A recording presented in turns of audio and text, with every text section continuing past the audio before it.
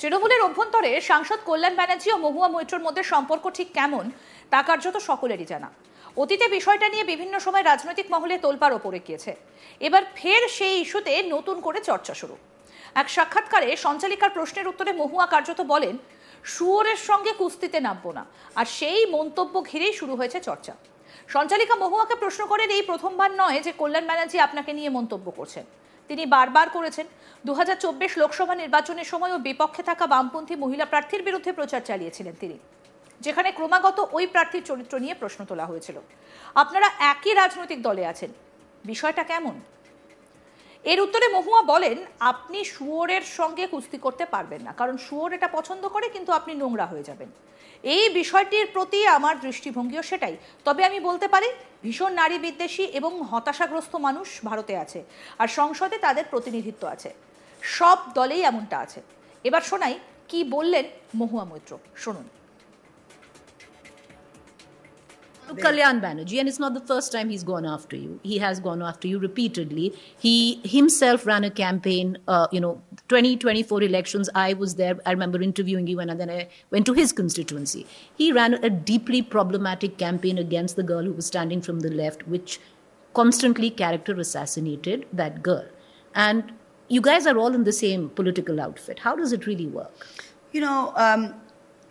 You don't wrestle with the pig, because the pig likes it and you get dirty. So that's kind of been my outlook to this whole thing. But like I said, there are deeply misogynistic, frustrated, depraved men in India, and obviously they have their representation in parliament, and that's across all parties.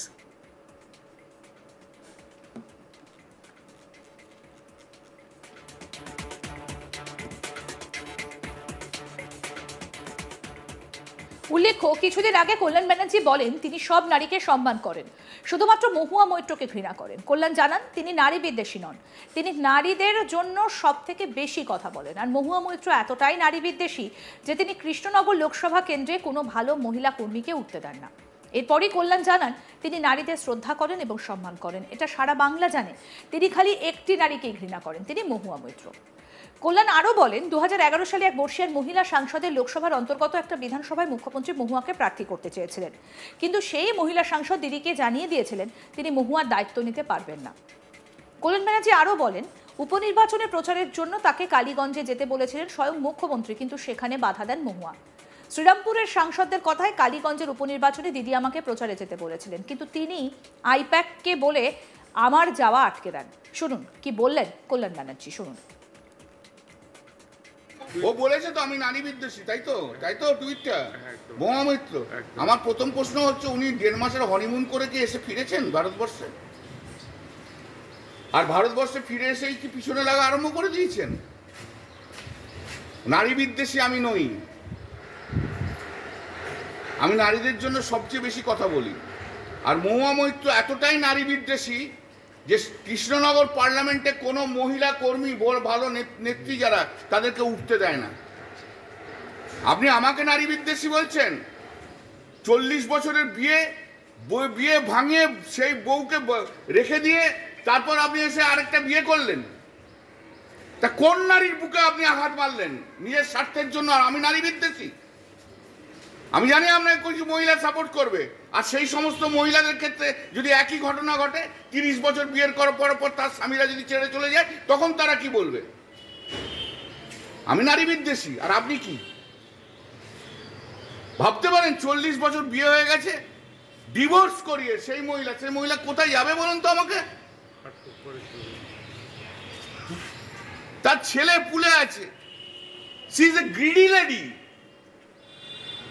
নারী বিদ্বেষী আমি নারীদের শ্রদ্ধা করি, সম্মান করি। এটা আমার কনস্টিটিউশন কেন সারা পশ্চিমবাংলা জানে। আমি একটি নারী hater, that is Mahua Moitra. I hate her. এরা কবে রাজনীতিতে এসছে? এর শুরু কি? এ তো রাহুল গান্ধীর বান্ধবী বলে তো কৃষ্ণনগরে কংগ্রেসের পলিটিক্স করত। তারপর 2011 থেকে চলে এলো। একজন সিনিয়র এমপি আমাকে বলেছিল, বা আমাদের বলেছিল সেই সময়, যে তার বিধানসভার কেন্দ্রে দিদি ওর নাম প্রপোজ করেছিল। সেই সিনিয়র এমপি বলেছে না, ওকে চলবে না। তখন আরেকজন মহিলার নাম প্রপোজ করেছিল, তাকে অ্যাকসেপ্ট করেছে, সে এখন মন্ত্রী। ঠিক আছে, গত 5ই জুন দিদি আমাকে বলেছিল ওই কালিয়াগঞ্জে না কি, ওখানে যে মিটিং করতে। সেদিনকে আমি বিধানসভায় গেছি, আমাকে তখন রূপবানুর আর উজ্জ্বল আমার কাছে এসে বলল, ববির ঘরে বসে তখন আমি, যে এরকম মহুয়া মৈত্র বলে দিয়েছে প্রেসিডেন্ট, আইপ্যাককে বলে দিয়েছে কল্যাণ ব্যানার্জির এখানে ঢোকা চলবে না। ঠিক আছে, উনি বাইরে ফরেন কান্ট্রিতে বসে বসে সব কন্ট্রোল করছেন। তারপরে আইপ্যাক বলেছে কল্যাণ ব্যানার্জিকে আনা যাবে না, যেহেতু আমি দিদিকে যে জিজ্ঞেস করলাম আপনি কি বারণ করেছেন, ওরা বলছে যে আপনি বারণ করেছেন। তখন দিদি প্রতীকজনকে ফোন করে, প্রতীকজন বলছে যে Mahua Moitra being a president, উনি বাধা দিচ্ছেন যে কল্যাণ ব্যানার্জি যাতে না যায়, এবং আমাদের ধারণা যে উনি কল্যাণ ব্যানার্জি যদি ওখানে যায় উনি স্যাবোটেজ করবেন। এই হচ্ছে মহুয়া মৈত্র। জয়প্রকাশ মজুমদার গেছে বক্তৃতা দিতে, জয়প্রকাশ মজুমদারকে অপমান করে ছাড়িয়ে দিয়েছে ওর নিজের লোকেদের দিয়ে। ববি হাকিম গেছে, কিভাবে তাদের লোকেদের দিয়ে তাদের সঙ্গে দুর্ব্যবহার করা হয়েছে সবাই জানে। এসব 2011-র পর এসছে, 2016-তে এমএলএ হয়েছে, তৃণমূল কংগ্রেসের ভালো সময় এমএলএ হয়েছে, এবং তারপর এমপি হয়েছে, এবং এমপিশিপটাকে পুরো ভেঙে খাচ্ছে। এর কাছে আমি নারী বিদ্বেষী শিল্পী না। এই বয়সে এসে 65 বছরের বয়সের পুরুষকে আমি তাকে মনে করি না যে একে কোনো সুস্থ মনস্ক নারী বলে। এই আসল নারী বিদ্বেষী। এই নারী বিদ্বেষী কথা বলে নিজের ফায়দা লুটতে চায়। আর এবার পাল্টা দিলেন মহুয়া মৈত্র। উল্লেখ্য, আগামী বছর রাজ্যে বিধানসভা নির্বাচন, আর তার আগে দলের 2 সাংসদের প্রকাশ্যে এমন মন্তব্য আর পাল্টা মন্তব্য তৃণমূলের জন্য খুব একটা স্বস্তিদায়ক নয় বলে মনে করছেন রাজনৈতিক মহলের একাংশ। কি বলছেন মহুয়া মৈত্র, আসুন আরেকবার শোনাই আপনাদের। Kalyan Banerjee, and it's not the first time he's gone after you. He has gone after you repeatedly. He himself ran a campaign, 2024 elections. I was there. I remember interviewing you, and then I went to his constituency. He ran a deeply problematic campaign against the girl who was standing from the left, which constantly character assassinated that girl. And you guys are all in the same political outfit. How does it really work? You don't wrestle with a pig, because the pig likes it and you get dirty. So that's kind of been my outlook to this whole thing. But like I said, there are deeply misogynistic, frustrated, depraved men in India, and obviously they have their representation in parliament, and that's across all parties.